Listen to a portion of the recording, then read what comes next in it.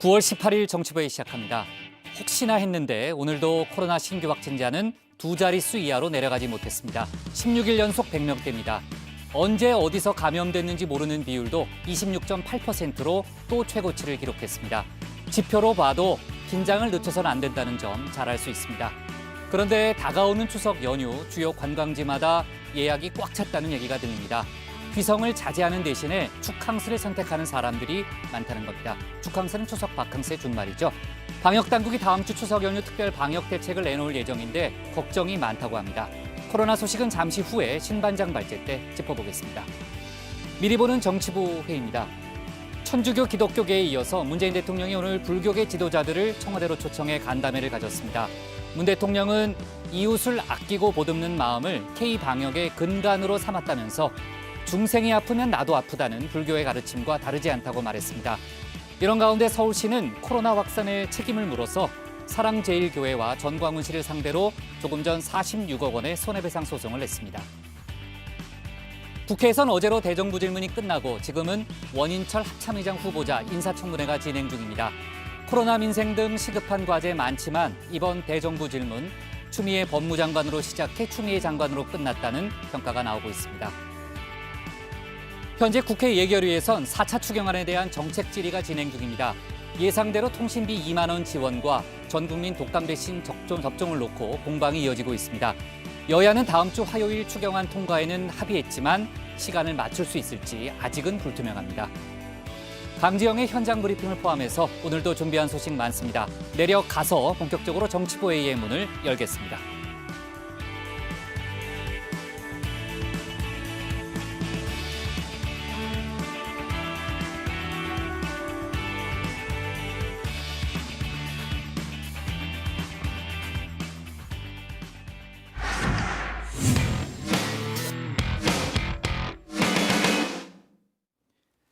국내 코로나 신규 확진자 126명입니다. 벌써 보름 넘게 100명대를 유지하고 있고요.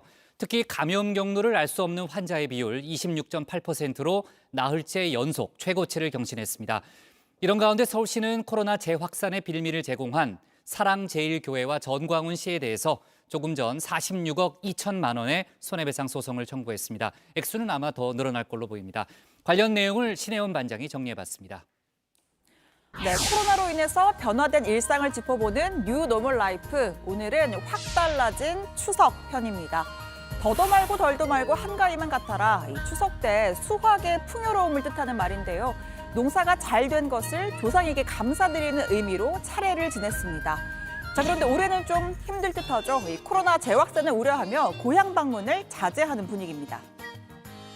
차례를 생략하는 경우가 많아 조상님께 죄스러운 마음을 갖고 계신 분도 있을 것입니다. 하지만 조선 왕조 실록 등 여러 사료를 확인해 보면 과거 우리 선조들도 홍역이나 천연두와 같은 역병이 돌 때면 명절 차례를 지내지 않았다고 합니다.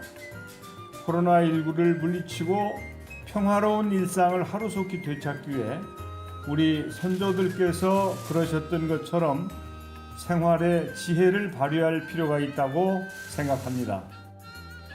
네, 한 설문조사에 따르면 국민 10명 중에 8명은 추석 연휴 기간 집콕하겠다라는 답변을 내놨습니다. 고향을 1박 이상 방문할 계획이다라는 응답은 16% 정도에 그쳤고요. 제 주변에서도 올해는 패스다. 혹시 어른들이 좀 서운해하실까 그게 걱정이다라는 이야기가 들립니다. 최근 몇몇 지역에서는 어르신들이 먼저 나서서 내려오지 말아라, 고향 방문 자제 캠페인을 벌이고 있습니다. 애미야, 올 추석에는 코로나 때문에 저거 하고 너 집에서 쉬래. 너도 아들 때문에 욕본다. 아들도 학교 못 가고 나내 걱정을 하지 마라. 내 잘 있다. 그래. 너나 모두 잘 지내라. 편안하게.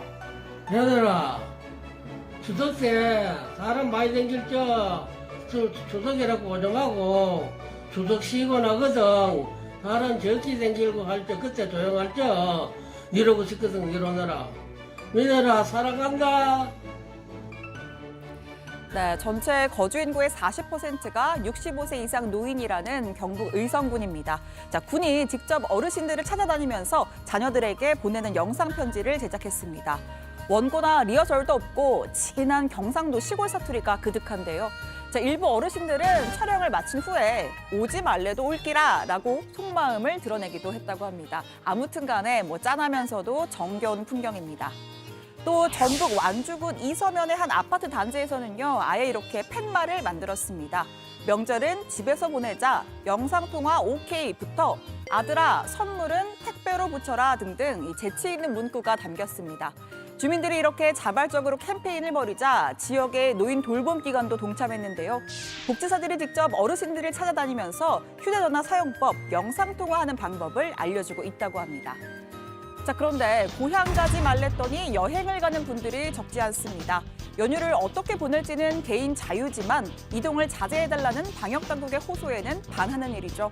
제주도 관광협회에 따르면 추석 연휴 동안 하루에 4만 명, 총 20만 명이 제주도를 찾을 것으로 보인다고 합니다. 여름철 성수기와 맞먹는 수준이고요. 또 강원도 역시 바다와 단풍을 보려는 여행객들로 인해 숙박시설 예약이 사실상 끝났습니다. 정부에서도 고향 친지 방문, 여행 등 지역 간의 이동을 자제하도록 요청드리는 것이 어렵고 힘든 부탁임을 충분히 이해하고 있습니다. 지금 우리의 노력이 한두 주 뒤에 성과로 나타난다는 점을 잊지 마시고. 네, 어제 하루 국내 신규 확진자는 126명입니다. 벌써 보름 넘게 100명대를 유지하고 있고요. 해외 유입을 뺀 국내 발생 환자 수도 109명, 사흘 연속 100명을 넘었습니다. 서울에서 46, 경기 32, 인천 4명으로 수도권이 82명이고요. 그 외 지역에선 전북이 7명으로 가장 많고 경북이 5, 충북과 충남, 경남이 각각 3명씩입니다. 감염 경로를 알 수 없는 환자의 비율은 26.8%로 나흘째 최고치를 경신했습니다. 이런 가운데 서울시가 코로나 재확산에 대한 책임을 물어 사랑제일교회와 전광훈 씨에게 배상금 청구서를 들이밀었습니다. 오늘 오후 서울중앙지법에 손해배상 청구 소장을 접수했는데요. 서울시가 추산한 손해에 교회 확진자 641명의 치료비 중 시가 부담한 액수 3억 3천만 원, 또 자가격리자 생활지원비 6억 6천만 원, 생활치료센터 운영비 13억 원 등등 총 합쳐서 46억 2천만 원입니다. 사랑제일교회와 정광훈 목사의 역학조사 거부 방조 및 방해 행위, 거짓 자료 제출 등 감염병 예방법 위반 행위로 인해 코로나19 감염의 불씨가 전국 곳곳으로 확산됐고 결국 전 국민의 사회적 거리두기 2.5단계라는 불편과 고통을 감수해야 했습니다.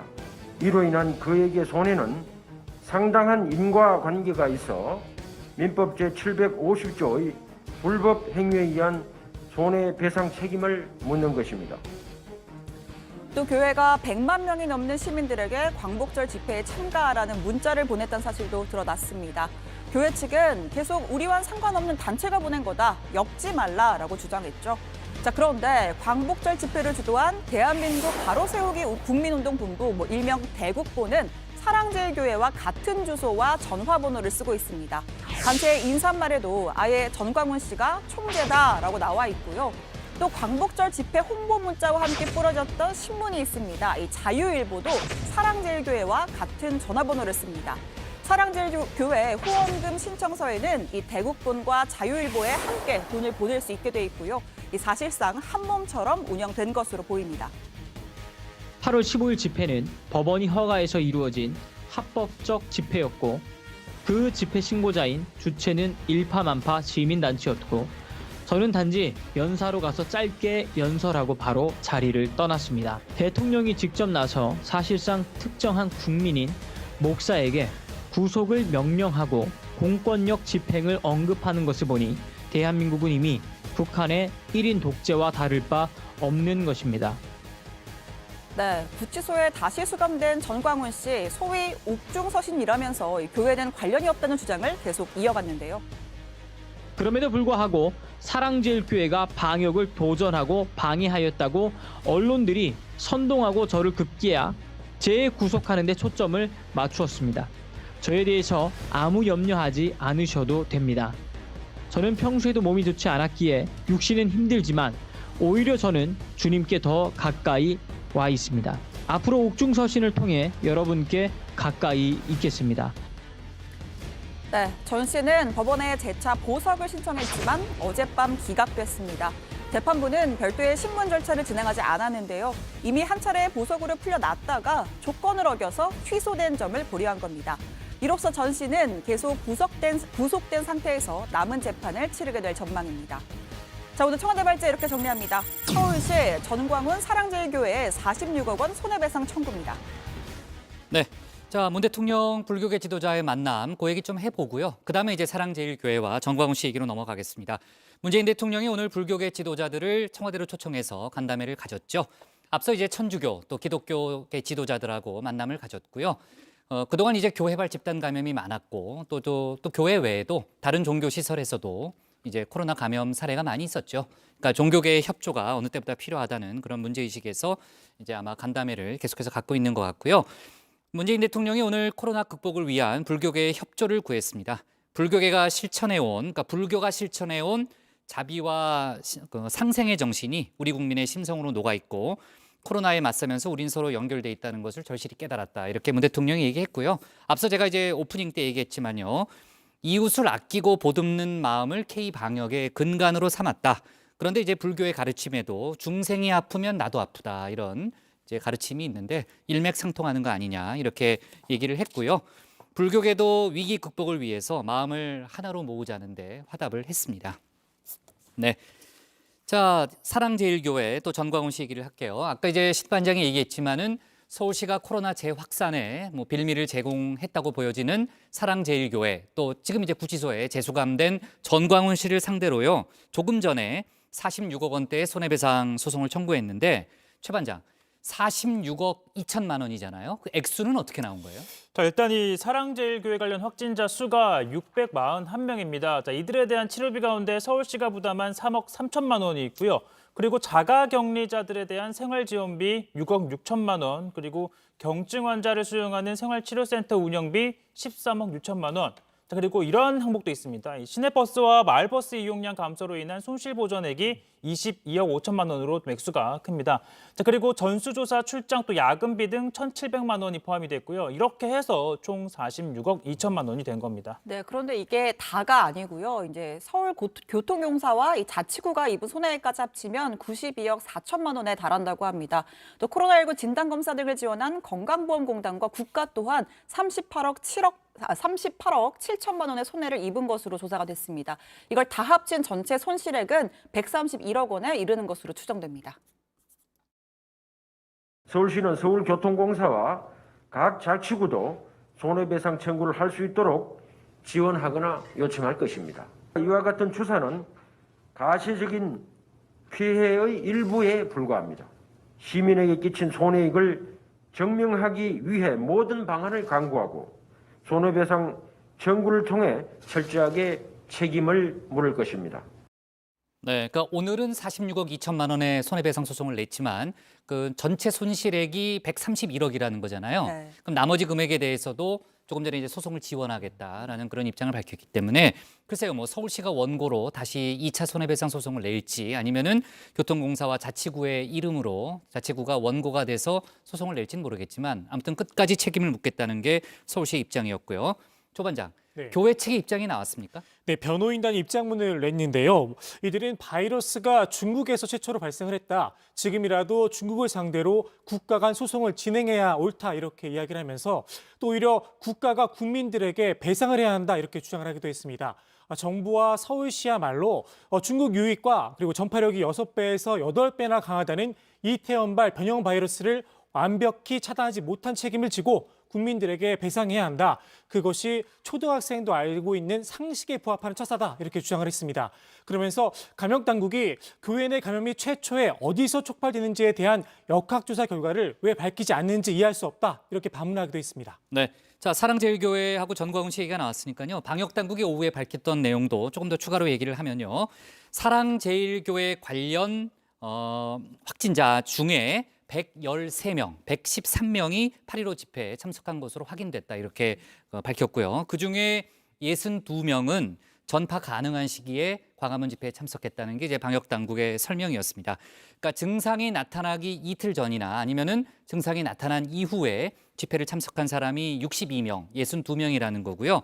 결국은 지금 이제 광화문 집회에서 많은 확진자가 나왔는데 사랑제일교회가 상당히 중요한 관련자들이 중요한 역할을 했을 가능성이 높다는 그런 분석이 나왔습니다. 지금까지 8.15 집회 확진자가 609명이고요. 오늘까지 또 사랑제일교회 확진자는 1,168명입니다. 정말 많네요. 그렇죠? 좋습니다. 그렇게 좀 정리를 해보고요. 자, 앞서 이제 오늘 신규 확진자 수 얘기했는데 보름 넘게 100명대를 유지하고 있습니다. 정확히는 이제 16일째 100명대고요. 두 자릿수로는 좀처럼 내려오지 않고 있는데 방역당국 분석 결과 수도권 이동량이 늘어났다는 거죠. 네, 이 방역당국이 수도권 주민의 휴대전화 이동량을 분석해본 결과 지난 주말 그러니까 12일부터 13일까지의 이동량이 직전 주말보다 8.3% 증가한 것으로 나타났다고 합니다. 이 거리두기 기간이 길어지면서 국민들의 불편이 커졌고 또 그로 인해서 나온 결과다라고 설명을 했습니다.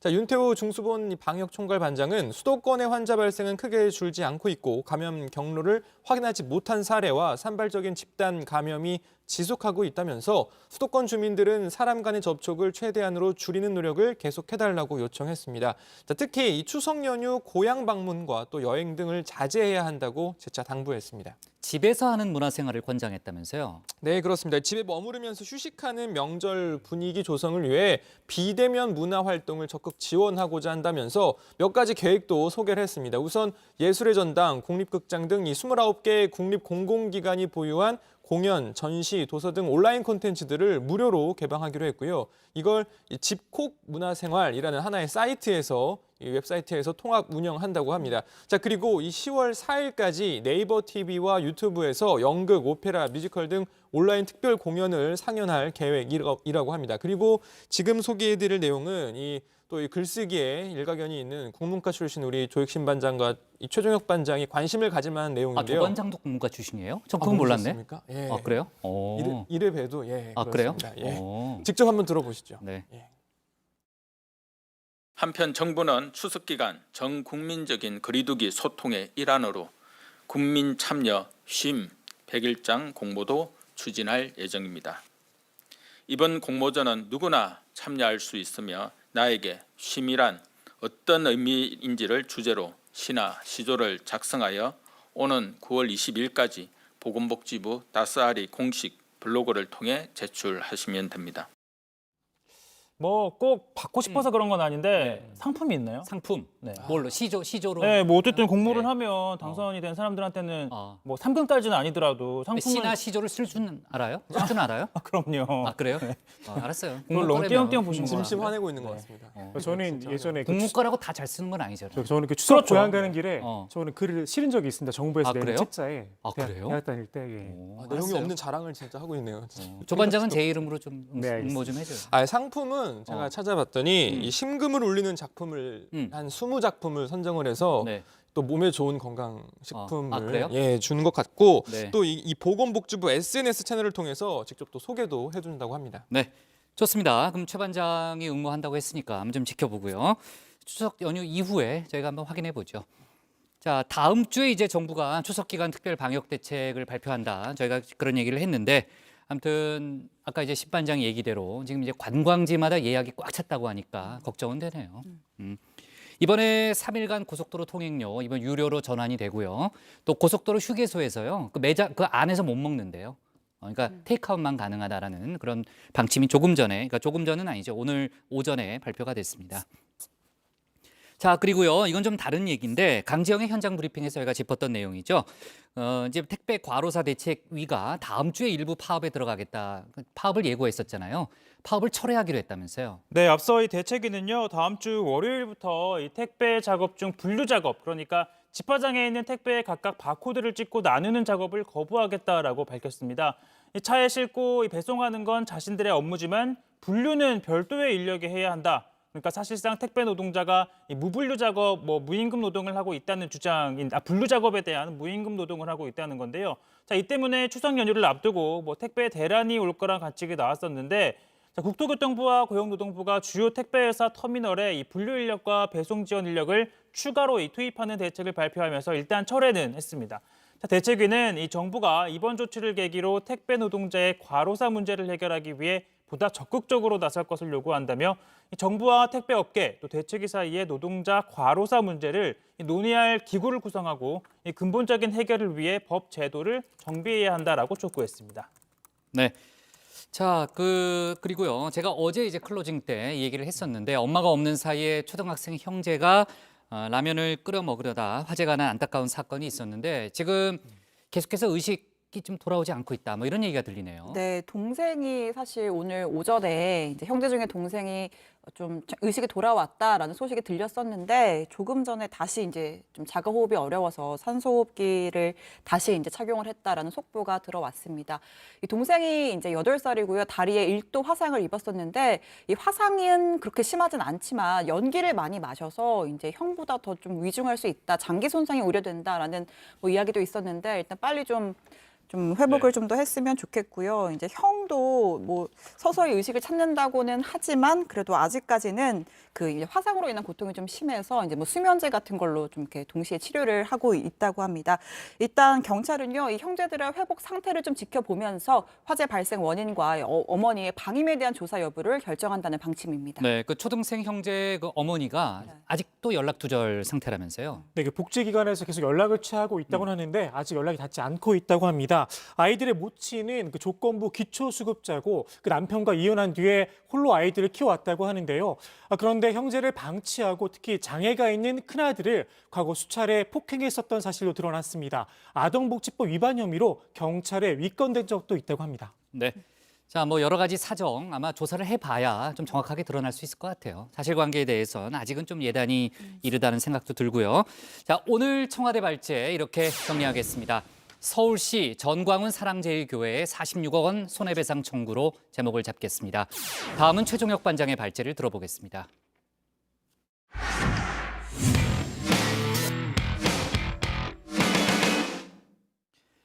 21대 첫 정기국회 대정부 질문이 어제로 나흘간 일정을 모두 마쳤습니다. 지금은 이제 합참의장 후보자에 대한 인사청문회가 진행 중이죠. 사실상 추미애 장관 청문회라고 할 만큼 야당 의원들은 추 장관 아들의 의혹을 잇따라 추궁했고 여당 의원들은 이를 적극 방어했는데요. 추 장관도 계속되는 질의에 억지와 궤변이라며 불편한 심기를 고스란히 내비쳤습니다. 오늘 최 반장 발제에서 국회 관련 소식 자세히 짚어보겠습니다. 법무부 장관 나와주십시오. 법무부 장관님 나와주십시오. 우선 법무부 장관께 묻겠습니다. 법무부 장관께 묻겠습니다. 추미애 법무부 장관님. 법무부 장관님 나와주십시오. 법무부 장관님 좀 나와주시죠. 다음 법무부 장관님께 질문드리겠습니다. 법무부 장관께 질문하겠습니다. 앞으로 나와주시기 바랍니다. 우선 법무부 장관께 네, 나흘간 일정을 마친 대정부 질문은 추미애로 시작해서 추미애로 끝났습니다. 첫날 추 장관은 앞서 국회에서 야당 의원의 발언에 소설 쓰시네 라고 한 것에 대해서 사실은 독백이었는데요. 이 스피커가 켜져 있다 보니까 나가버린 것 같은데요. 상당히 죄송합니다. 그런 말씀을 드리게 돼서.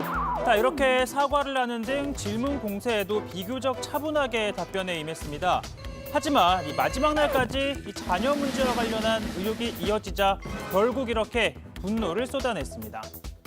장관님이나 남편분께서 전화 안 하셨다는 말씀 책임지실 수 있는 거죠? 어떤 책임을 질까요? 만약에 의원님 쪽의 억지와 궤변에 대해서 나중에 책임을 지시겠습니까? 미련 전화 안 하셨다는 말씀에 책임질 수 있는가 이런 겁니다. 지금까지 몇 달 동안 부풀려온 억지와 궤변에 대해서 어떤 책임을 지시겠습니까? 저는 무한 인내로 참고 있는데요. 네, 아들의 특혜 의혹, 억지와 궤변일 뿐이라는 겁니다. 물론 장관의 이 같은 답변 태도도 대정부 질문에 임하는 국무위원으로서 적절치 않다는 지적을 받았는데요. 그럼에도 추미애 장관 할 말은 해야겠다며 목소리를 높였습니다. 또 질문해 주시는 의원님이나 또 답변하시는 국무위원께서도 성의껏 그리고 서로 존중해서 해주셨으면 좋겠습니다. 장관 들어가세요.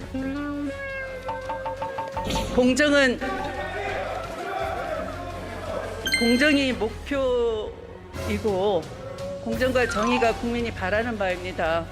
그런데 공정은 근거 없는 새치혀에서 나오는 것이 아니라는 것을 국민은 잘 알고 계실 겁니다. 감사합니다, 의원님. 그건 국민이 판단할 겁니다. 자, 그리고 국민의힘 마지막 주자는요. 자, 이번에 국회에 처음 입성한 김병욱 의원이었습니다. 마찬가지로 자신처럼 1996년 15대 국회에서 처음 이 배지를 단 추미애 장관에 대한 기억을 소환했는데요. 대학생 김병욱은 당시 이런 생각을 했다고 합니다. 학교에서 많은 선후배들끼리 대구의 딸, 세탁 소집 둘째 딸 추미애가 쉽게 대구에서 보수정당에서 정치하지 않고 김대중 대통령이 국민회의에서 정치하는 것에 대해서 매우 높게 평가하고, 제가 97년도에 군에 있을 때도 정말 묻지도 따지지도 않고 저는 김대중 대통령 후보를 찍었는데, 그때 제 그 결심에 상당 부분이 추미애 당시 그 의원의 큰 역할을 기여했다고 저는 진짜 솔직하게 말씀드립니다. 물론 당시엔 정치인은 아니었지만 보수 정당 의원이 자신을 보면서 이회창이 아닌 김대중을 찍었다. 어떻게 보면 깜짝 고백을 한 건데요. 난데없는 고백을 한 이 후배 정치인에게 추미애 장관 뭐라고 답변을 했을까요? 이제 초선 의원으로서 이 마지막 질문을 그렇게 장식하는 것이 과연 바람직한지. 네, 역시나 불쾌한 감정을 내비쳤는데요. 바로 이 질문 때문입니다. 정치자금으로 따님이 운영하는 그 식당에서 기자들과 그렇게 식사를 하셨다고 그렇게 그 기사가 나왔는데, 특별히 이태원에 그 식당을 가게 된 이유나 그 식당을 누가 운영한다 이런 말씀 하신 적 있으십니까?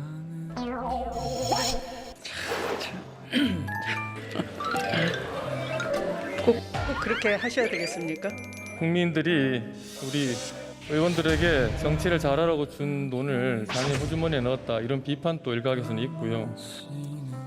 자, 이번 대정부 질문 이렇게 국민의힘 의원이 공세를 펼치면 민주당 의원들이 또 나와서 반박하는 식으로, 즉 여야가 주도권 싸움만 하다 끝이 났는데요. 예를 들면 이런 식입니다. 서울 동부지검에서 이 사건을 수사하던 차장검사는 사퇴를 했습니다. 형사 1부장 직접 담당하던 부장검사는 한직으로 밀려났습니다. 정권에 대한 수사를 막고 이런 사건을 수사하면 좌천, 뭉개면 영전이라는 말이 나오고 있습니다. 서울 관내 검찰청의 인권감독관이 한직인가요? 서울 관내 지검의 형사부장을 하다가 수원지검 부장으로 가는 것이 좌천인가요?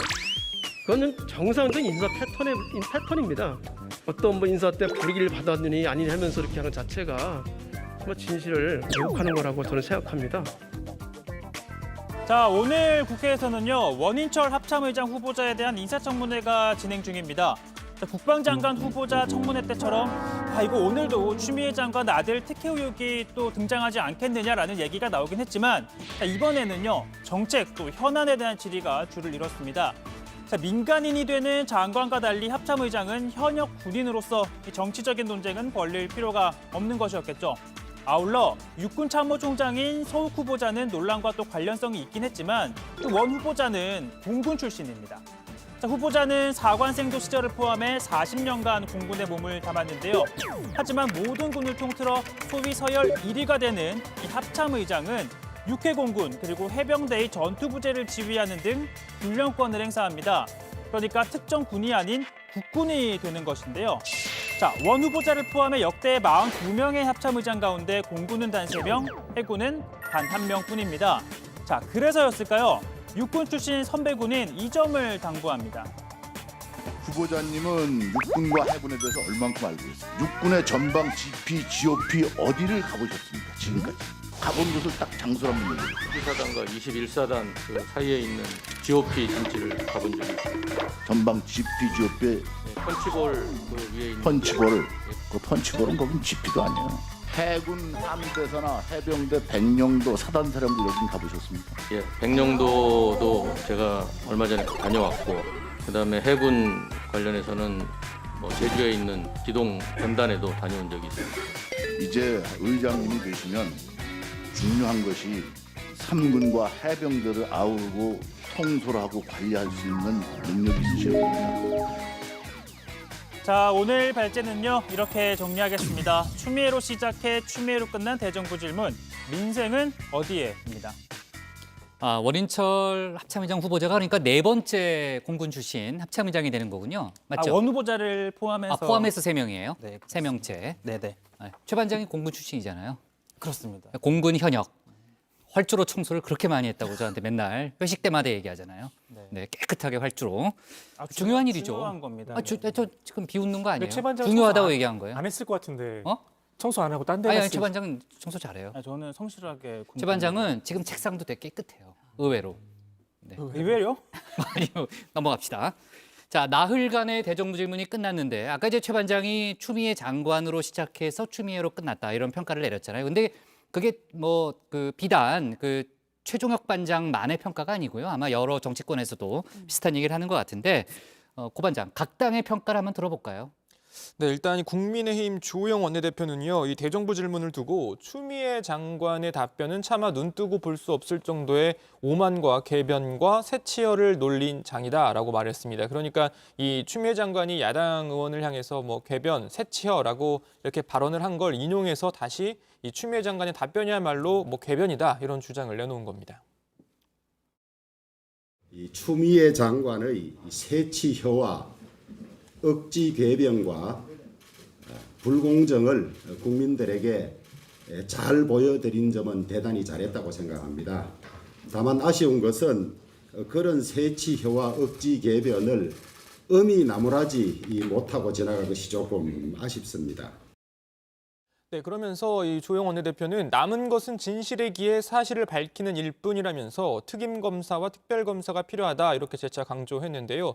이 서울 동부지검의 수사에 대해서는 수사 결과를 인정할 수 없다면서 자신이 혐의가 없다고 온천하에 떠들고는 자기가 보낸 검사장과 검사들이 결론을 내리는 상황을 어느 국민이 인정하고 믿어주겠느냐라고 주장했습니다.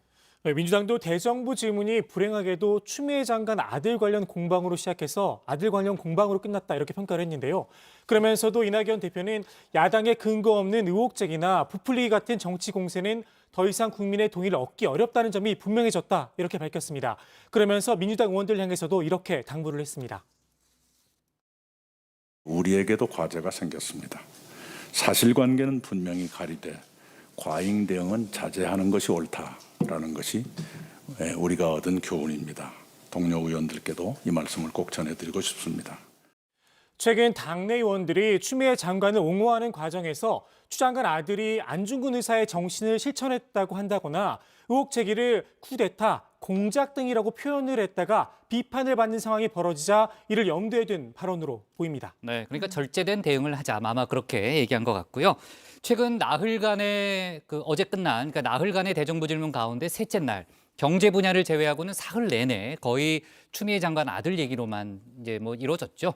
사실 이제 경제 분야에서도 잠깐 나왔었잖아요, 그렇죠? 잠깐 나왔었는데 뭐 주류는 아니었고요. 지금 정작 중요하고 시급한 민생, 특히 이제 코로나 민생 상당히 중요한데. 민생을 챙기지 못했다는 비판에서는 자유로울 수 없죠. 네, 이번 대정부 질문이 뭐 야당 의원들이 추 장관 아들 의혹 제기하면 여당이 뭐 옹호하고 반박하고 이런 과정이 반복이 되면서 정작 중요한 민생은 돌보지 못했다라는 지적입니다. 김태년 민주당 원내대표는 뭐 저도 아까 발제 때 소개를 했었는데 그 인천에서 이제 싱글맘인 어머니로부터 돌봄을 받지 못한 형제가 이 라면을 끓여 먹다가 이제 화재가 발생해서 아직까지 의식을 찾지 못하고 있는 그런 사건이 있죠. 이 사건을 언급하면서 이 정작 교육 사회에 대한 대정부 질의 에서 이 같은 아이들의 이야기가 없었다, 송구하고 참담하다라고 했습니다. 어제 대정부 질문에서도 기본소득당 용해인 의원도 거대 양당에 대해서 이렇게 비판했습니다. 이 전례 없는 위기에 대책을 찾기도 바쁜 시간에 제1야당은 오로지 장관 가족의 병가 문제에만 매달렸습니다. 공직자의 도덕성이 중요한 문제라고 하더라도 이 엄중한 시기에 진행되는 대정부 질문에서 이 문제에만 집착하는 제1야당을 보면서 국민 여러분께 송구스러웠습니다. 여당은 더 큰 책임을 느끼셔야 합니다. 저는 정부 지지율이 하락하고 있는 것이 추미애 장관의 가족에 대한 의혹 때문이라고 생각하지 않습니다. 코로나19와 생계의 걱정에 매일 절망하고 있는 국민들에게 대한민국이 이 위기를 함께 이겨낼 수 있다는 희망을 최 반장, 용해인 의원을 보니까 생각이 나는데요. 이번 대정부 질문에서 소위 청년 의원이라고 해야 되나? 청년 국회의원, 30대 국회의원들도 데뷔전을 치렀죠. 네, 모두 뭐 제 또래라고 할 수 있는데요. 뭐 엄밀하게 말하면 저보다도 다 나이가 어린 국회의원들입니다. 자, 용해인 의원에 이어서 어제는 민주당에서는 소방관 출신 오영환 의원이 마지막 주자로 등판을 했는데요. 자, 오 의원은 전국 곳곳에서 재난 또 재해로 인해 시민들이 죽어가고 있는데 이 대정부 질문이 법무부 장관을 겨냥한 맹목적인 비난과 의혹 제기로 가득 차 있다며 야당을 비판을 했습니다. 자, 그리고 이틀 전 경제 분야 대정부 질문에서는 87년생 장혜영 정의당 의원이 등판을 했었죠. 장 의원은 민주당 핵심 그룹인 586 이 민주화 운동 그룹들을 향해서 한때 변화에 큰 동력이었던 사람들이 기득권자로 변했다며 작심한 듯 소신 발언을 내나 화제가 된 바 있었는데요. 다시 한번 들어보시죠. 민주화를 위해서 자신의 젊음을 내던졌던 87년의 모든 청년들을 진심으로 존경합니다. 그것은 바로 여러분입니다. 모두가 평등하고 존엄하게 살아가는 세상을 위해서라면 사랑도 명예도 이름도 남김없이 싸우겠다던 그 뜨거운 심장이 어째서 이렇게 차갑게 식어버린 것입니까? 더 나쁜 놈들도 있다고, 나 정도면 양반이라고, 손쉬운 자기 합리화 뒤에 숨어서 시대적인 과제를 외면하는 것을 멈추고 더 나은 세상을 향해서 온몸을 내던졌던 그 젊은 시절의 뜨거움을 과거의 무용담이 아니라 이 시대의 벽을 부수는 노련한 힘으로 되살려 주실 것을 간곡히 호소하며 질문을 시작하겠습니다. 대정부 질문은 마무리가 됐지만요. 다음 달부터 본격적으로 이어지는 국정감사에서도요.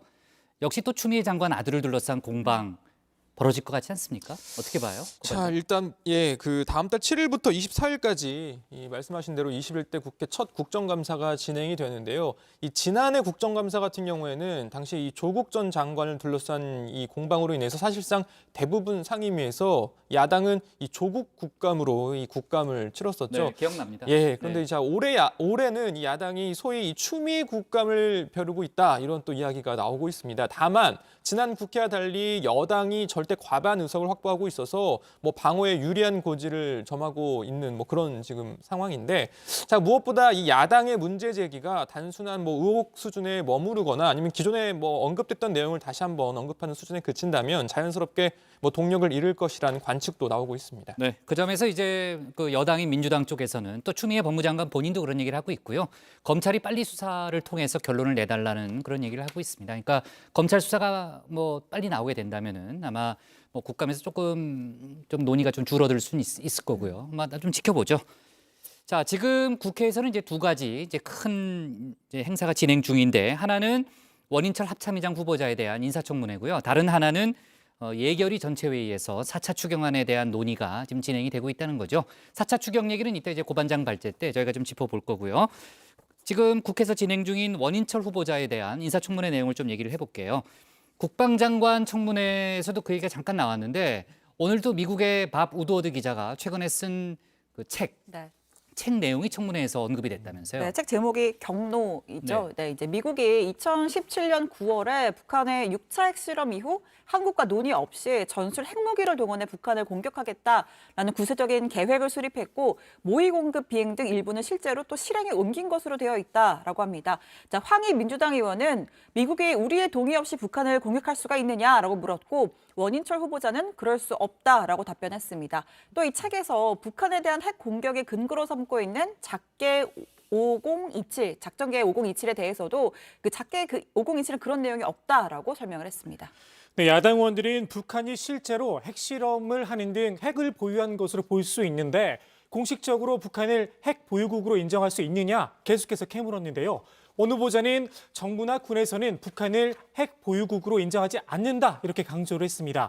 아울러 원 후보자는 전자권 전환은 국민적 요구라며 적극 추진하겠다 이렇게 밝혔는데요. 미국이 정자권 전환을 미루려 한다는 관측이 있다는 데 대해선 합참 차장으로 있으면서 미국 지휘관들과 접촉을 했지만 지원 의도는 전혀 못 느꼈다 이렇게 밝혔습니다. 개인 신상 및 윤리 문제에 대한 검증은 비공개로 진행을 하자, 이런 논의가 있었잖아요. 근데 오늘 여야 의원들 사이에 이견이 있었다면서요? 네, 결과적으로는 추진이 안 되긴 했는데요. 자, 임명이 되면 이 민간인이 되는 국방부 장관과 달리 합참의장은 현역 군인입니다. 그러니까 임명이 되면 곧바로 전 군을 통솔하게 됐는데요. 따라서 여당은 수장으로서의 이미지나 모습에 대해 배려를 해야 한다면서 비공개를 요구를 했습니다. 특히 북한과 관련한 민감한 정보에 대해서도 공개적으로 말을 하면 북한에 노출될 수 있기 때문에 비공개로 하자라고 요구를 한 건데요. 하지만 국민의힘은 그동안 국회 관례가 있는데 국방위만 이를 무시할 수는 없다며 여야 원내대표가 논의를 한 다음에 결정해야 한다라고 요구를 하면서 결과적으로는 그냥 공개로 진행이 되고 있습니다. 자, 이 과정에서 홍준표 무소속 의원과 서른민주당 의원이 이 단어를 놓고 설전을 벌이기도 했는데요. 먼저 한번 들어보시죠. 청문회 과정이라는 것은 국민 앞에 발가벗는 과정입니다. 그런데 그 발가벗는 과정을 비밀로 하자, 비공개로 하자, 그거는 난 이해하기 어렵습니다. 청문회는 전 국민이 보고 있고 생중계되고 있습니다. 이 자리에 청문회가 발가벗는다는 표현을 쓰면 어떻게 합니까? 정말 그건 이해할 수 없습니다. 청문회는요, 발가벗기는 데가 아닙니다. 청문회는 국민이 알고 싶어한 바를 알게 하는 곳입니다. 네, 자 어제 이제 무소속 권성동 의원이 이제 복당을 했죠. 김태호 의원이 복당 신청을 했다 이런 얘기가 나왔고 홍준표 의원도 오늘 뭐 여러 가지 뭐 입장을 낸 게 있는데 설전도 일어났군요. 좋습니다. 오늘 기사 제목 이렇게 정리하겠습니다. 이낙연 추미애 아들 의혹 과잉 대응 자제하라로 제목을 잡겠습니다. 다음은 조익신 반장의 발제를 들어보겠습니다.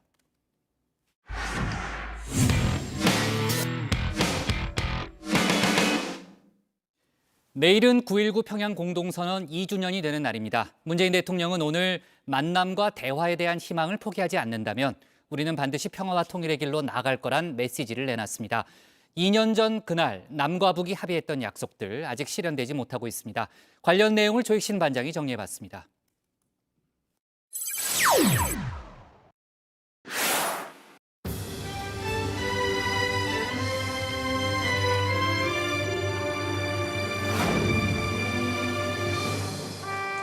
우리 위력 수준을 좀 낮을 수 있어도 최대 성의를 다해서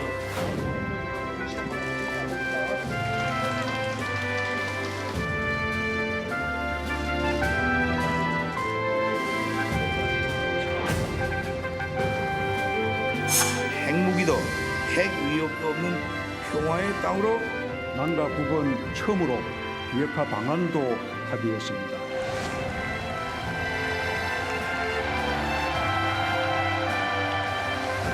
우리는 5,000년을 함께 살고 70년을 헤어져 살았습니다.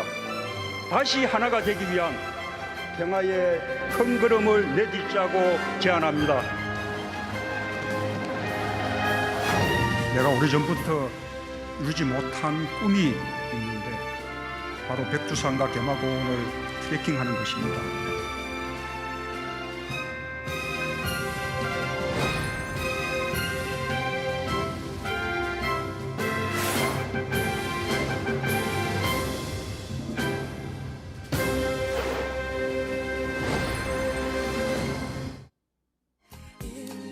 벌써 1년에 또 1년이 지났습니다.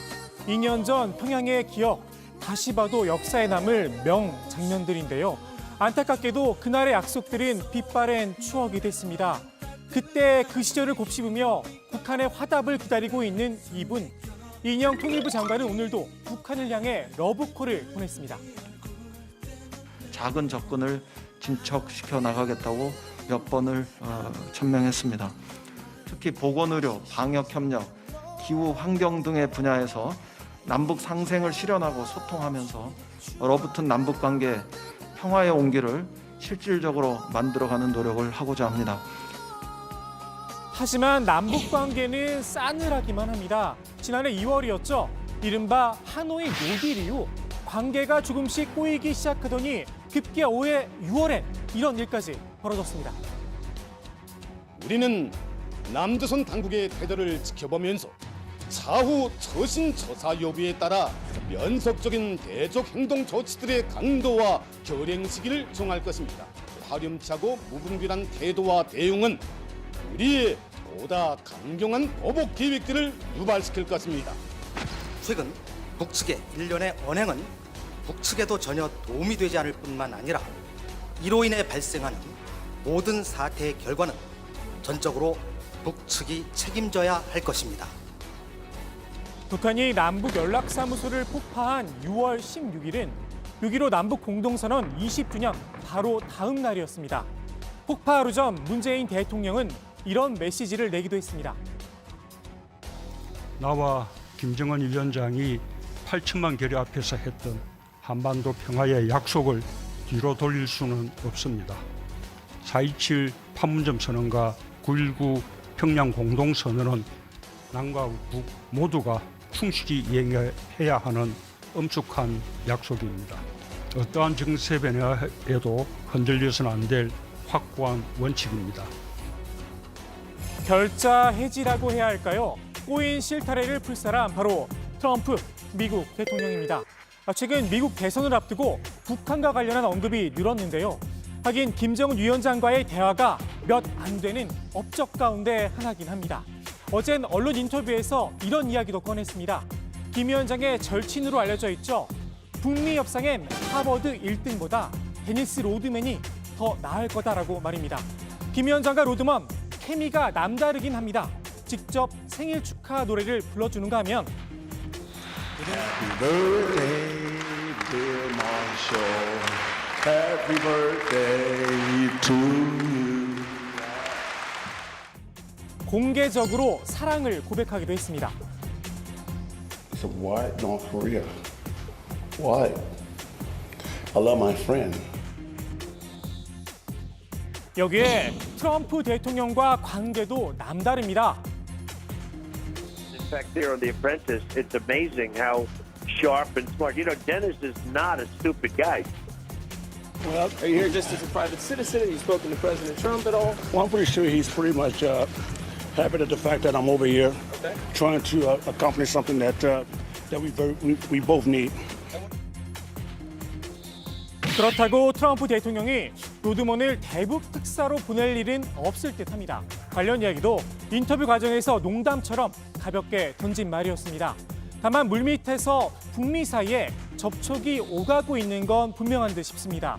최근 김여정 노동당 제1부부장의 10월 방미설이 흘러나오기도 했는데요. 문제는 11월 대선을 앞둔 트럼프 대통령 측의 일방적인 제스처일 가능성이 높다는 점입니다. 북한 입장에선 미국 대선 결과를 지켜본 뒤 움직여도 늦지 않습니다. 더욱이 코로나19 여파에 예상치 못한 수해까지 겹쳐 내치에 집중하고 있는 상황입니다. 일부에선 변수가 많은 북미 관계보다 남북 관계가 먼저 풀릴 수 있다, 이런 분석도 나옵니다. 오늘 23일로 예정된 문재인 대통령의 유엔 연설에 새로운 대북 제안이 담길지 관심입니다. 한반도와 동북아 평화를 위한 우리 정부의 노력에 대한 국제사회의 지지와 관심을 당부할 계획입니다. 문 대통령은 오늘 평양 공동선언 2주년을 앞두고 이런 메시지를 냈습니다. 만남과 대화에 대한 희망을 포기하지 않는다면 우리는 반드시 평화와 통일의 길로 나아갈 것입니다. 라고 말입니다. 북한의 화답을 기대해 보겠습니다.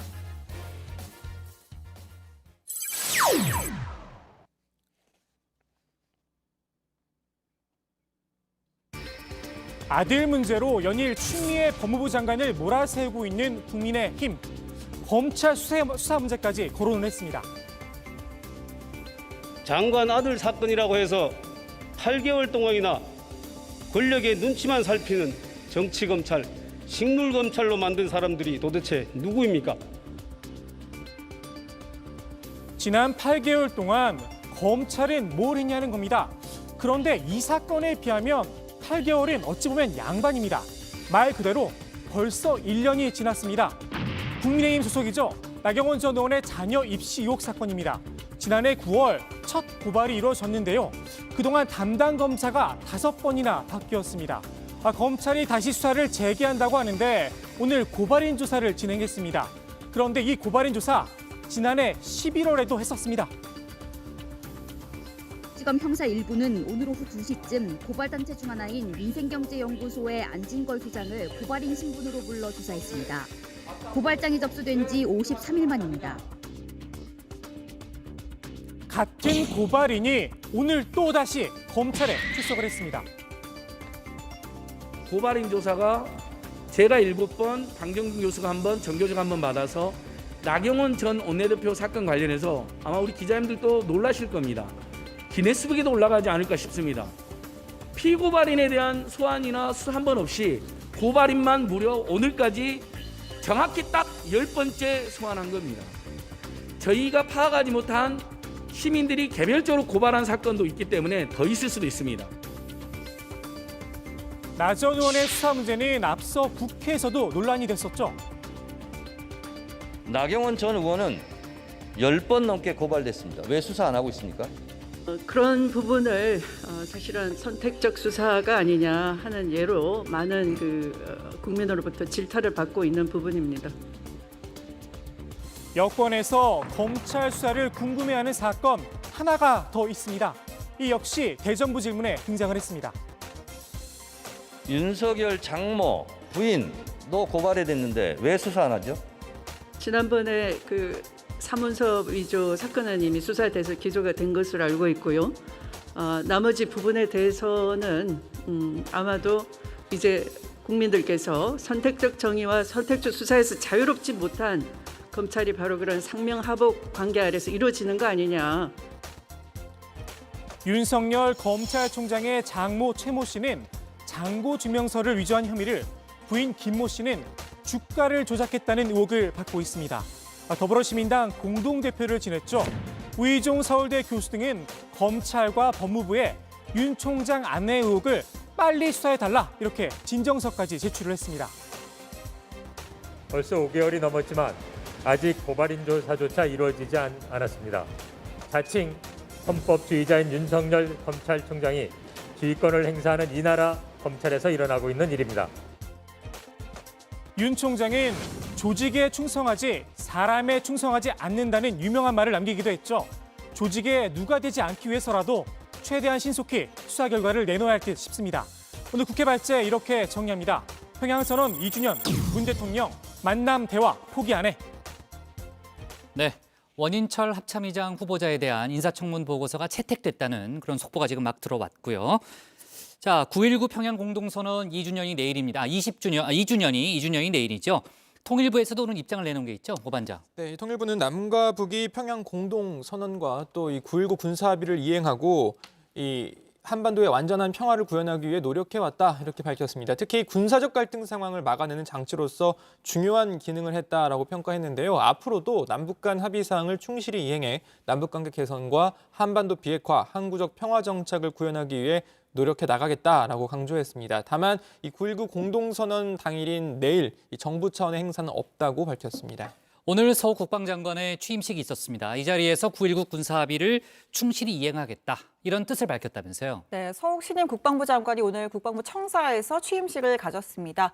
북한이 우리 정부와 국제사회의 평화 정착 노력에도 불구하고 한반도 안보 환경 개선에 선뜻 나서지 않고 있다 이렇게 현재의 상황을 진단을 했고요. 이 때문에 확고한 국방태세 확립이 중요하다. 우리 군은 확고한 국방태세를 바탕으로 역사적인 9.19 군사합의의 충실한 이행을 통해 한반도 평화 프로세스 추진을 뒷받침해 나갈 것이다 라고 강조했습니다. 민주당에서는 9.19 공동선언 2주년을 앞두고요. 판문점 선언을 이번 정기국회 내에서 비준하자 이런 제안을 했다는 거죠. 네, 김태년 원내대표가 제안을 했는데요. 한반도 평화 프로세스는 교착 상태이긴 하지만 큰 변화는 예비돼 있다면서 다가올 한반도 변화에 대비해 남북 합의 실천을 위한 법적, 이 제도적 기반을 마련해야 한다라는 겁니다. 남북 합의의 구속력 있는 실천을 위해 판문점 선언 비준 동의안을 야당과 합의하에 이 정기국회에서 처리하기를 희망한다라고 했는데요. 야당도 한반도 평화와 번영을 위해 협력해달라고 요청했습니다. 그나저나 북한이 코로나의 수해까지 겹치면서 경제 상황이 상당히 안 좋다 이런 얘기가 많이 들렸는데 유엔 식량농업기구가 북한을 뭐라 그럴까요? 식량 부족 국가로 지정을 했다면서요? 네, 그렇습니다. 유엔 식량농업기구 FAO가 올해 3분기 저소득 식량 부족 국가들의 작황을 분석했는데요. 외부 식량 지원이 필요한 나라 45개국 가운데 북한을 포함시켰습니다. 북한은 FAO가 해당 조사를 시작한 2007년부터 줄곧 명단에 포함돼 왔습니다. FAO 분석에 따르면 코로나19로 경제 사정이 어려워진 데다가 연이어 닥친 홍수와 태풍 피해로 특히 남부지방에서 식량과 가축 손실이 컸다고 합니다. 자, 그리고 오늘 오후에 들어온 속보죠. 교사 채용 비리 등의 혐의로 재판에 넘겨졌던 조국 전 법무장관의 동생 조건 씨가 1심에서 실형을 선고받았죠. 네, 서울중앙지법은요, 이 조 씨의 업무방해 혐의를 유죄로 인정해서 징역 1년의 실형을 선고했습니다. 앞서 구속 기소가 됐다가 지난 5월에 보석으로 풀려났었는데요. 오늘 선고로 법정 구속이 됐습니다. 자, 웅동학원에서 사무국장 역할을 맡았던 조 씨는 지난 2016년과 2017년 교사를 채용하면서 지원자 2명에게 1억 8천만 원을 받고 시험 문제와 답안지를 넘겨준 혐의로 기소가 됐습니다. 한편 재판부는 이 조 씨가 허위 공사를 근거로 이 공사대금 채권을 확보하고 웅동학원을 상대로 위장 소송을 벌여 학교 법인에 115억 원의 손해를 입힌 혐의 등에 대해선 모두 무죄를 선고했습니다. 관련해 이 조국 전 법무장관도 조금 전 페이스북 등을 통해서 국민께 송구하다라는 입장을 냈습니다. 조 전 장관은 제가 장관 후보가 된 후에 가족 구성원 전체를 대상으로 하는 저인망 수사가 전개되면서 동생의 이 비리가 발견됐다라고 하면서 이 동생은 깊이 반성하고 있다라고 적었습니다. 자, 그리고 검찰이 기소한 혐의 중에 배임수재, 웅동학원 대상 허위소송, 증거인멸 교사, 범인 도피 등 혐의는 모두 무죄가 나왔다라고 설명했습니다. 네. 결국 이제 검찰 수사에 대해서도 좀 이제 비판적인 입장을 드러냈다고 보여지네요. 대부분이 이제 무죄가 됐다라는 그런 입장이었고요. 논란이 되고 있는 두 명의 국회의원 얘기를 좀 해볼게요. 국민의힘 박덕흠 의원과 가족들이 대주주로 있는 건설사들이 피감 기관의 공사 1,000억 원대를 수주했다. 이런 내용이 보도가 됐죠. 네, 민주당 진성준 의원이 밝힌 내용인데요. 자, 국민의힘 박덕흠 의원의 가족 기업들이 국토부와 국토부 산하기관의 공사 770억 원어치를 수주하고 또 신기술 사용료 명목으로 370억 원을 받았다는 겁니다. 자, 박 의원은 2015년 4월부터 2020년 최근이죠. 5월까지 국토교통위원을 지냈는데요. 자, 진성준 의원실 측은 박덕흠 의원이 이 공직자윤리법과 이 부패방지법을 위반한 의혹이 짙다라고 밝혔습니다. 자, 이에 대해 박 의원 측은 영향력을 행사한 적도 없고 말도 안 되는 소리라며 의혹을 제기한 언론에 대해 법적 대응할 것이라고 의혹을 부인했습니다. 그리고 오늘 민주당 김한정 의원이 고 김대중 전 대통령의 삼남이죠. 김홍걸 민주당 의원을 향해서 기다리면 피할 수 있는 소나기가 아니다. 김 의원이 결단을 내리길 바란다. 이렇게 작심 발언을 했습니다. 여기서 결단이 뭔지 단언할 수는 없겠지만요. 의원직 사퇴를 얘기하는 거 아니겠느냐라는 그렇게 분석하는 시각이 많더라고요. 김한정 의원이 김대중 정부 청와대 제1부속실장을 역임했고요. 대통령 퇴임 후에도 비서관으로 DJ를 보자 했습니다. 김 의원이 페이스북에 올린 글에서 김홍걸 의원이 집을 여러 채 구입했는데 납득할 만한 설명을 못하고 있고 가장 곤혹스러운 일은 김 전 대통령과 이호 여사를 존경하고 따르던 많은 분들의 실망과 원망이다. 이렇게 직격탄을 날렸고요. 저희도 이제 전에 짚어봤지만 김홍걸 의원은 총선 비례대표 후보 등록 당시에 10억 원대 분양권을 재산 신고해서 누락했다는 의혹 등으로 지금 당 내부의 윤리감찰단에 회부된 상태죠. 네, 아마 관련된 조사 결과가 곧 나올 걸로 보입니다. 오늘 국회 발제는 이렇게 정리하겠습니다. 평양선언 2주년 문 대통령 만남 대화 포기 안회로 제목을 잡겠습니다. 다음은 고석승 반장의 발제를 들어봅니다.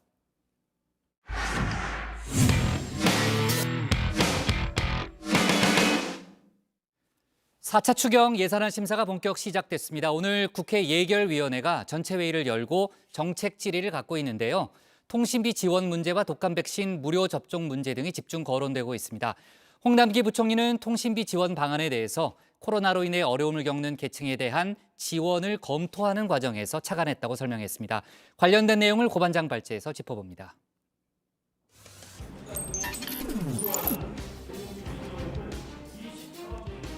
점 도소매업 등 소상공인들과 영세 자영업자의 매출이 급격하게 감소하면서 생계를 위협받고 있고 임시직, 일용직 등 고용 취약계층은 고용시장 밖으로 밀려나는 등 그 충격과 피해가 취약계층에 집중되고 있어 대책이 시급하고 절박한 상황이었습니다. 7조 8천억 원 규모의 제4회 추가 경정 예산안을 편성하게 되었습니다. 네, 국회가 본격적으로 4차 추경 예산안 심사 일정에 돌입했습니다. 오늘 예결위 전체 회의를 열고 종합 정책 질의를 가졌는데요. 예상대로 통신비 2만 원 지원 문제 그리고 독감 백신 무료 접종 문제 등이 거론됐습니다. 국민의힘에선 이 독감 백신 무료 접종 확대가 필요하다라는 의견을 이어갔고요. 정부 여당은 현재 수준으로도 충분하고 무료 접종 확대는 불필요하다라는 입장을 거듭 강조했습니다. 독감 예방 접종 기간에 전 국민이 무료로 독감 접종을 받을 수 있도록 하자는 안이 이미 제기됐지만 저 역시 마찬가지로 검토해달라는 말씀을 드리는데 이 부분에서 어떻게 생각하십니까? 1,900만 명분에 대해서 이미 추경으로 확보를 해주셨습니다. 임신부라든가 아동이라든가 이런 국가적으로 꼭 필요한 무료접종 대상자는 이미 돼 있고요. 지적해 주신 내용은 알겠습니다만은 정부로서는 좀 받아들이기가 굉장히 좀 쉽지 않을 것 같습니다.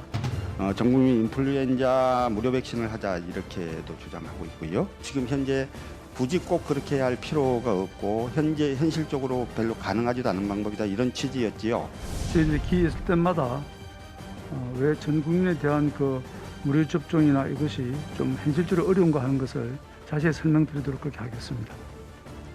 네, 통신비 2만 원 지원 문제도 집중적으로 거론됐는데요. 야당에선 통신비 2만 원 지원 정책 철회할 것을 요구했습니다. 이동 통신비 2만 원 지원하는 그 부분에 대해서 지적을 하고자 합니다. 10명 중에 우리 6명 정도가 잘못된 정책이다. 너무 생뚱맞다라는 지적을 하고 있습니다. 부총리께서 이 부분에 대해서 어떻게 생각하시는지. 소상공인들이 임차비를 힘들어하고 또 보육비를 힘들어하고 통신비 부담을 또 비대면이 확대되면서 그런 세 가지의 좀 비목에 대해서 부담이 커서 정부가 통신비에 대해서는 여러 가지 다양한 대안을 편성 과정에서 논의했다는 말씀을 드립니다. 네, 일부 야당 의원은요, 이 과정에서 통신사가 선제적으로 통신비를 좀 인하해주고 정부가 세제 지원 등을 해주는 제안하기도 했습니다. 비대면 활동이 늘어났다면은 통신사 입장에서 볼 때는 수입이 매출이 늘어났다고도 볼 수 있지 않습니까? 통신사들이 먼저 그런 조치를 해줘서 정부가 기대하는 그런 국민의 통신비 부담 완화 효과를 보고 그리고 사후적으로 세제 지원이라든가 이런 형태로 통신사들의 부담을 보전해주는 그 제안 어떻게 생각하십니까? 통신사가 결손이 생긴다든가 피해를 보는 거를 나중에 국민 세금으로 준다든가 또는 세제 지원을 준다는 거는 저는 그건 맞지 않다고 봅니다. 특정한 업종의 기업에 대해서 손실날 부분을 정부 재정으로 지원하는 것은 저는 맞지 않다고 보고요. 네, 국민의힘은 물론이고 정의당과 열린민주당도 이 통신비 2만 원 지원에 반대 입장을 밝히고 있다 이야기 어제 전해드렸는데요. 민주당에서도 일부 의원 입장 변화 감지된 듯한 의견을 내놨습니다. 오늘 정책 질의에서 민주당 오기영 의원은 이렇게 말했습니다. 통신비 2만 원 지원에 대해서는 여전히 문제가 있다라는 지적이 있습니다. 이런 지적들이 단순한 정치 공세로 볼 문제는 아니라고 봅니다. 그래서 이에 대한 대안적 고민들 좀 해주십사 일단 말씀을 드리고요. 네, 그리고 이 민주연구원장 홍익표 의원도요, 오늘 한 방송 인터뷰에서 더 좋은 방안이 있으면 논의해 볼 수 있다 이렇게 밝혔습니다. 원택 상황이기 때문에 통신비 지출이 늘어나고 있고요. 그래서 그런 측면에서 전혀 도움이 안 된다는 건 아니다 이렇게 생각을 합니다. 다만 국회 논의 과정에서 한 9천억쯤 되는 비용이기 때문에 더 좋은 데가 있으면 논의할 수 있다 생각을 하고요. 네, 오늘 예결위 전체의 내용 등은 들어가서 좀 더 이야기해보고요. 다른 이야기 잠깐 해보겠습니다. 유명희 통상교섭본부장 이야기입니다. WTO 사무총장에 도전한 유명희 본부장이 사무총장 선거 첫 번째 관문을 통과할 가능성이 높다라는 보도가 나왔습니다. 세계무역기구 WTO가 기구를 이끌 후보 3명의 탈락을 선언할 예정이다. 따라서 후보 범위가 좁아질 것으로 보인다.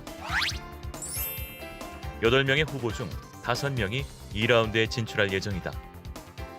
예, 블룸버그 통신의 보도였는데요. 그러니까 후보 3명의 탈락 소식을 전하면서 2라운드 두 번째 관문에 진출할 후보 5명의 명단을 발표했는데 바로 여기에 유명희 본부장이 이름을 올린 겁니다. 통신 보도에 따르면 유명희 본부장과 함께 영국의 리엄 폭스 국제통상부 장관, 사우디아라비아의 무함마드 마지아드 알투아 이즈리 경제기획부 장관, 또 케냐의 아미나 모하메드 문화부 장관, 나이지리아 출신의 응고지 오콘조 이엘라 세계은행 전무 등이 2라운드에 오르게 됐는데요. 이들 중에 단 2명만 최종 라운드에 오르게 됩니다. 유명희 본부장은 국제공조 체제 복원을 강조하고 있죠. 무엇보다도 국제공조 복원에 초점을 맞추어서 다자무역 체제가 다시금 재기능을 할 수 있도록 노력하겠습니다. 협상 기능을 복원하여 변화하는 환경에 맞추어 적실성을 가질 수 있도록 WTO 협정을 정비해 가겠습니다. 네, 유명희 본부장은 현재 미국 워싱턴에서 선거운동을 하고 있는데요. 정부 여당도 현재 적극적으로 유명희 본부장 당선에 힘을 쏟고 있는 상황입니다.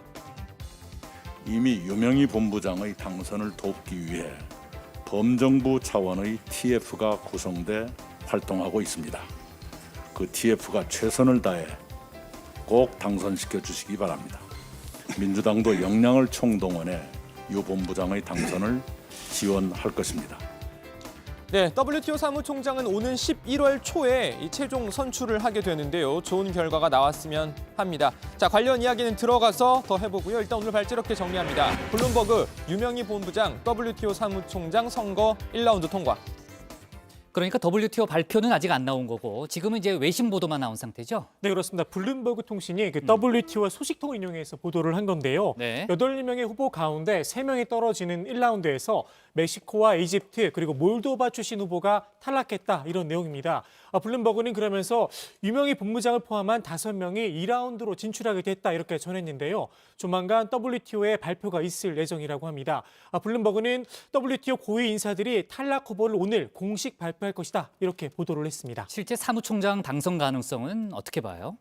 그 회원 간 협의를 통해서 지지도가 낮은 후보를 단계적으로 제의한 뒤에 최종 2명의 후보 중 1명을 WTO 일반 이사회에서 사무총장으로 선출하게 되는데요. 아직 변수가 많아서 당선 가능성이 높다 낮다 예측하기가 좀 어렵습니다. 일단 지난 7월 영국 파이낸셜 타임즈는 아프리카의 여성 후보들이 선거전을 리드하고 있다면서 나이지리아의 응고지 오콘조 이웰라, 케냐의 아미나 모하메드 등을 유력 후보로 꼽았습니다. 네, 지금 조 반장은 한번 더듬거렸는데 야, 그 고반장은요 어떻게 그 많은 사람 이름을 더듬지도 않고 이렇게 쏙 이렇게 해요? 평소에 제가 이제 국제 뉴스를 많이 또 접하고 좋아하죠, 하다 원래. 보니까 네. 읽다 보니까 너무 익숙한 그래요? 이름들이라 잘난 체 하네요. 예. 네. 아닙니다. 자, 지금 이제 유명희 본부장은 통상 전문가잖아요. 경험이 풍부한 게 강점이고 고 반장.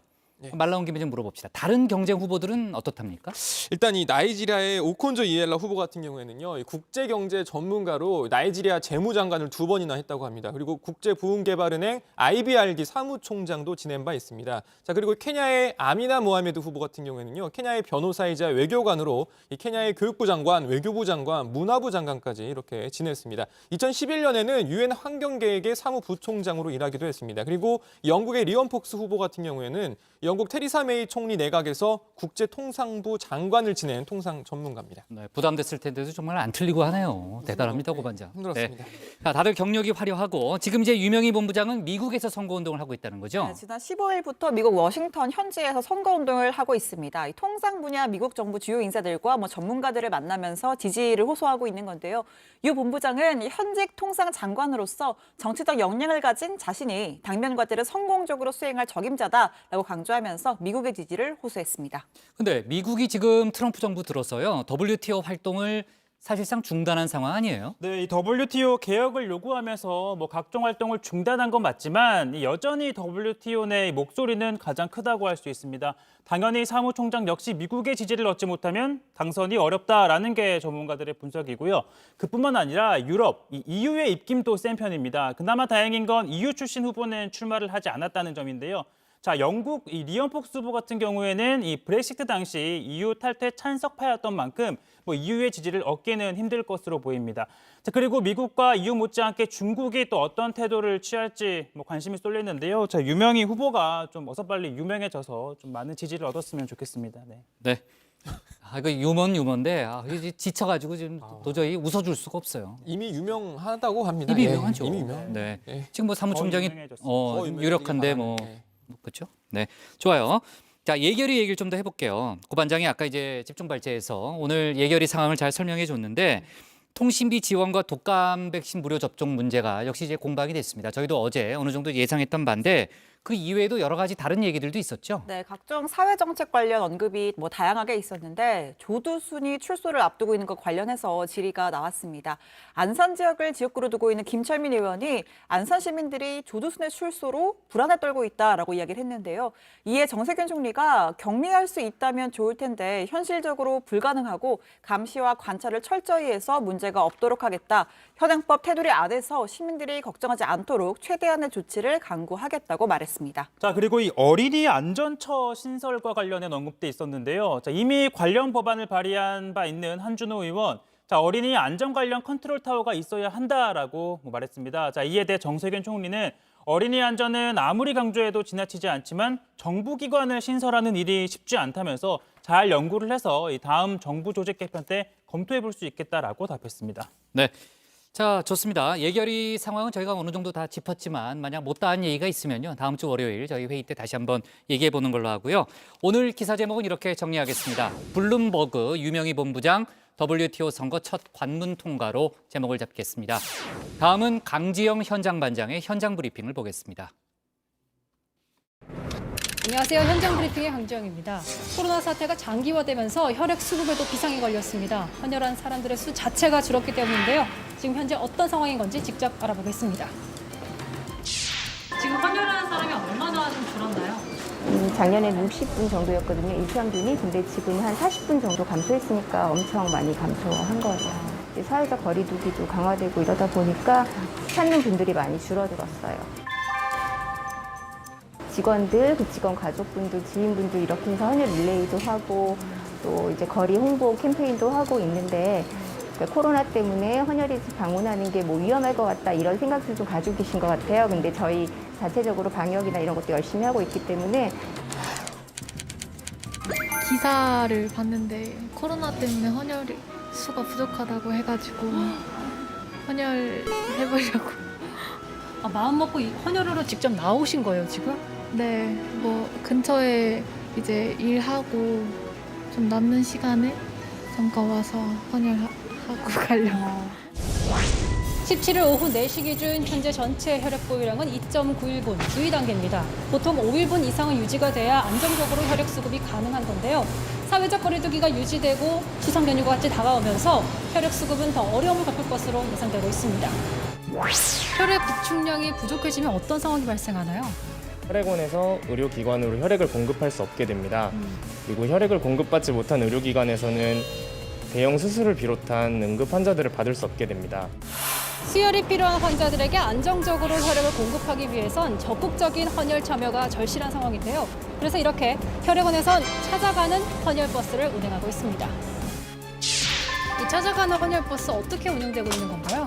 헌혈을 필요로 하는 단체에서 연락이 왔을 경우 방문해서 단체 헌혈을 진행을 하고 있습니다. 개인적으로도 좀 참여 가능할까요? 네, 개인적으로도 참여 가능하시고요. 어떻게 헌혈 버스를 보셨을 때는 누구든지 망설임 없이 자연스럽게 방문하셔서 헌혈을 가능하시고요. 국가적으로 혈액 수급에 어려움을 겪고 있는 것으로 알고 있습니다. 수혈이 필요한 위기 이웃들에게 도움을 주기 위해서 임직원들이 힘을 이렇게 모으게 됐습니다. 해보시니까 어떠세요? 사실 아프잖아요. 생각보다 아프지도 않고 건강 상황을 좀 체크를 해주시는 것도 있어서 굉장히 좋았던 것 같습니다. 정부에서도 국민들의 헌혈 동참을 요청하며 혈액 수급 악화에 따른 대응 방안 논의에 나섰습니다. 국민들께서 안심하고 헌혈에 동참하실 수 있도록 안전한 체혈 환경을 조성하기 위해서 노력하고 있습니다.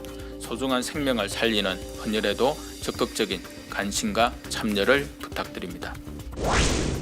감사하게 건강한 몸을 가지고 태어나서 이렇게 헌혈하게 된 것만으로도 정말 큰 도움이 될 것 같고 저부터 이제 정기적으로 참여해서 조금이나마 힘이 되도록 가까운 헌혈의집에 방문하셔서 여러분들의 고귀한 생명 나눔을 신설해 주시기를 간곡히 부탁드리겠습니다.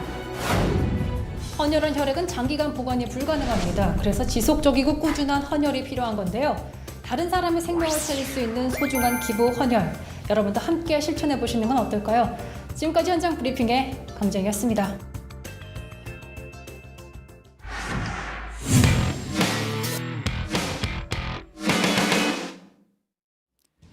오늘 저희가 고른 한 컷은 지난 주말 수도권 이동량 전주보다 8.3% 증가입니다.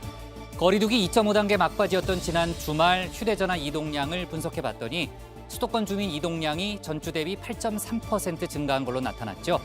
거리두기 기간이 길어지자 답답함에 지친 사람들이 다시 주말 거리로 나선 걸로 보입니다. 그 마음이야 10분 이해하지만 여전히 상황 어렵습니다. 수도권 환자 발생 좀처럼 줄지 않고 있고요. 공장과 학교 등에서 크고 작은 집단 감염이 이어지고 있습니다. 이번 주말 특히 다가오는 추석 중요합니다. 앞서 청와대 발제에서도 저희가 얘기했지만요. 고향 대신 추석 바캉스를 택하는 사람들이 늘고 있다고 합니다.